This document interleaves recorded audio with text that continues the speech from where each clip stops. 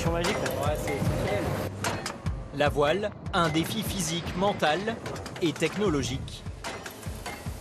On essaye d'être au millimètre. « 5, 4, 3, 2, 1, relâche ».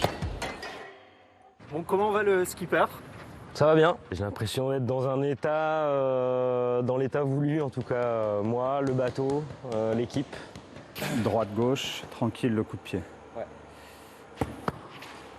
C'est la grosse course parce que c'est une course qui a une histoire. C'est une course qui est longue, même si ça reste une transatlantique. Aujourd'hui, c'est presque des sprints, mais ça reste quand même 10 jours de course.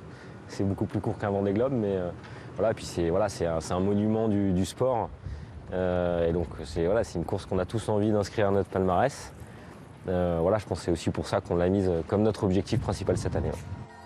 Thomas Ruyant ne se cache pas, il veut remporter cette route du Rhum sur son linked out qu'il maîtrise comme jamais. C'est pas anodin d'aller à plus de 30 nœuds avec des bateaux qui portent du plomb, ça reste des monocoques qui atteignent des vitesses de multicoques aujourd'hui. Il y a une vraie satisfaction de réussir à manipuler ces bateaux-là et d'aller vite surtout. On reste sans cet essai là pour ce petit bâbord. Plus ça avance et plus on est sur des détails, mais voilà, c'est je pense que le prix à payer pour aller chercher la plus haute marche. Bon, on peut border devant déjà. Vainqueur de 4 transatlantiques sur 4 catégories différentes de bateaux, le Dunkerquois attend le Graal en solitaire en classe IMOCA. On a déclenché le compteur des victoires sur la Transat Jacques Vabre en double avec Morgan Lagravière. Mais ça montre aussi qu'on peut gagner. Maintenant, il faut réussir à transformer l'essai en solo. C'est ce qu'on va essayer de faire cette année. Comment passer ce cap? La réponse, je te la donnerai en Guadeloupe. 2022, une année sur tous les fronts pour le skipper nordiste en quête de performance immédiate et du meilleur bateau pour l'avenir. Une construction réalisée sur un chantier à Lorient, son port d'attache. Ouais, c'était une volonté d'être proche de l'équipe, que le suivi de construction se fasse facilement. Il y a des endroits où il faut que je fasse gaffe ou ça va? Ça reste des prototypes, des bateaux qui peuvent être fragiles, où il y a une mise au point qui est importante. Et c'est vrai que tout ce travail de conception qui permettra d'avoir un bateau bien né est vachement important pour la suite, pour ne pas perdre de temps et arriver avec un bateau très abouti au départ du Vendée Globe en 2024. Mais pas question pour autant de perdre tout lien avec son linked out.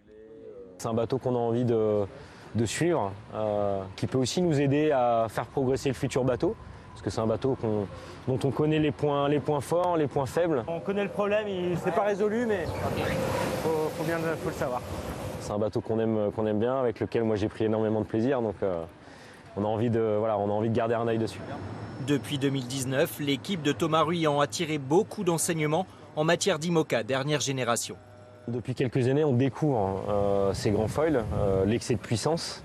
Malgré tout, on est resté sur des carènes peut-être pas suffisamment adaptées à ces vitesses-là, ou en tout cas au passage dans la mer.